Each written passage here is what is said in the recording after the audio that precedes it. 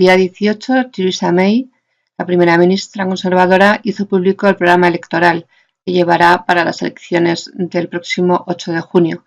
Recordemos que estas elecciones, que se convocaron el pasado mes de abril, han resultado una cierta sorpresa, puesto que no tocarían en sentido estricto hasta el año 2020.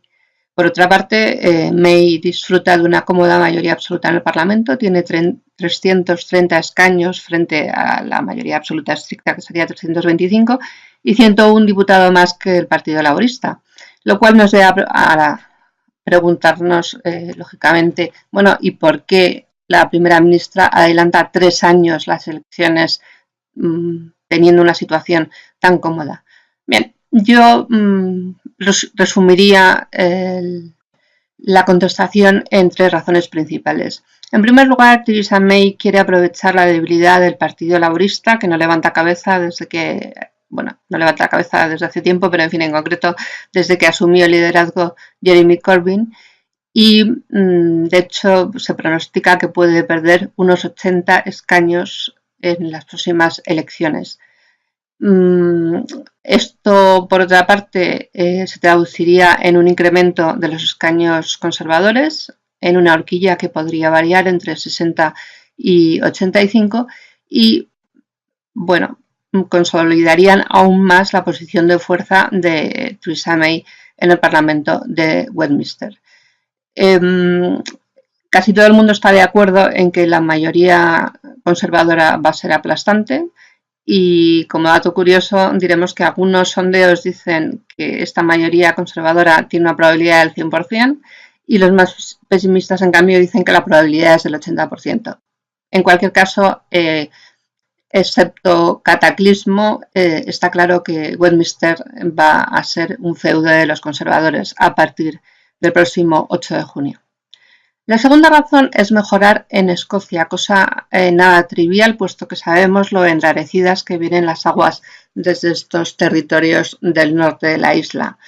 En las pasadas elecciones, el Partido Nacionalista Escocés tuvo muy buenos resultados, 56 escaños, en buena parte a costa de los conservadores, pero estos han tomado buena nota, han reemplazado al líder que existía en aquel momento, en este caso por una mujer, Ruth Davidson, que parece que lo está haciendo bien. Ha entrado con buen pie en los distintos ámbitos políticos escoceses, y parece que el partido se va a recuperar en Escocia, robando diputados al partido nacionalista y por lo tanto debilitando su posición. Y en tercer lugar tenemos, como siempre, la cuestión de la economía. Cuestión compleja porque se puede mirar como se quiera, y por lo tanto también se puede vender al votante como se quiera.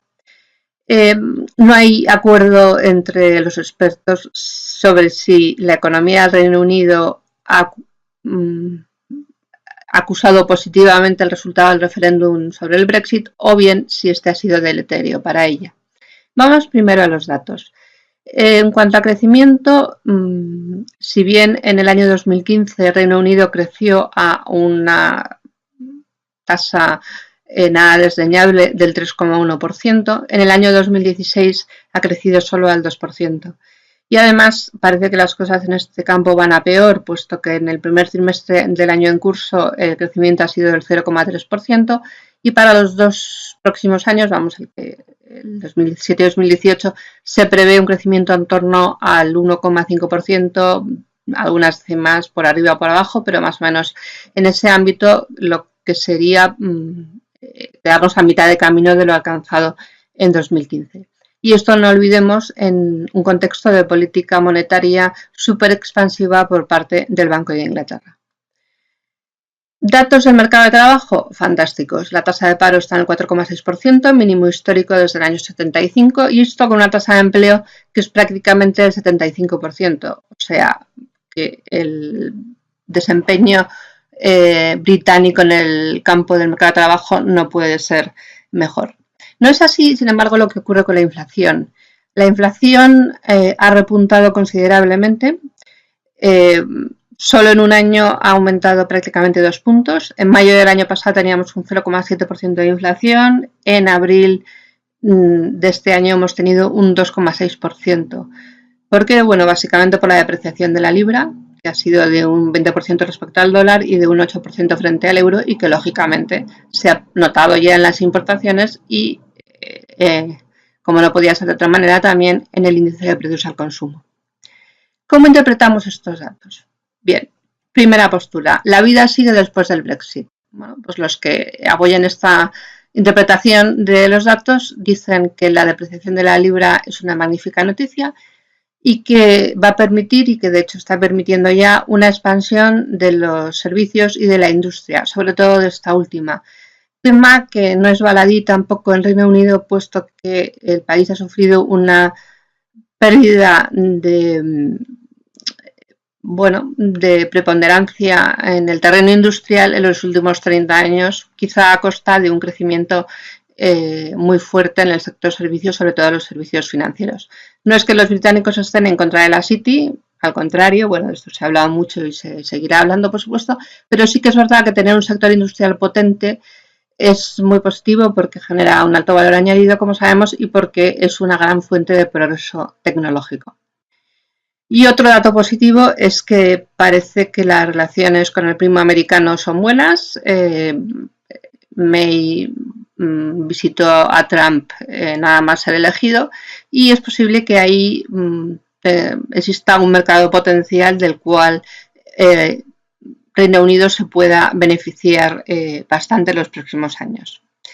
¿Qué dicen en cambio los agoreros? Bueno, los agoreros lógicamente se fijan en la botella medio vacía y lo que dicen es que es muy peligrosa la posición del consumo en estos momentos. Se está notando ya que los consumidores han perdido poder adquisitivo debido al crecimiento de la inflación. Tenemos ya dos indicadores que lo muestran. Por una parte, la caída en el crecimiento de las ventas minoristas desde el principio de año, y por otra parte, la caída de la confianza del consumidor en el mes de abril.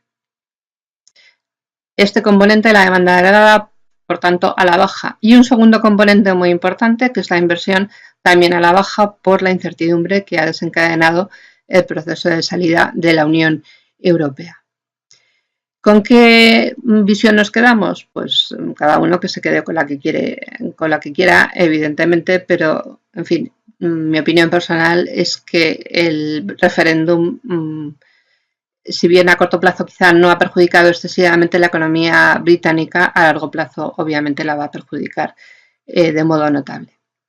Concluyamos ya entonces las principales ideas expresadas en este vídeo. Por una parte, en el referéndum del 8 de junio se espera una amplia mayoría conservadora, por lo tanto, en ese sentido, esa maniobra táctica de May, que en principio costaba un poco entender, pues tiene ahora su lógica. Y en segundo lugar, lo que podemos deducir es que vamos a ver después del 8 de junio un parlamento en Westminster con un liderazgo muy fuerte de los conservadores, lo que va a suponer para la primera ministra más apoyo doméstico, más sustento parlamentario, por lo tanto, y también una posición de fuerza a la hora de negociar con la Unión Europea. Esto, si cabe, complica más el escenario de los próximos 2 años y, por lo tanto, por ver el lado positivo, lo hace aún más interesante. Podéis encontrar más información sobre esta cuestión, si queréis, en mi página web, cuya dirección aparece en pantalla. Muchas gracias por vuestra atención.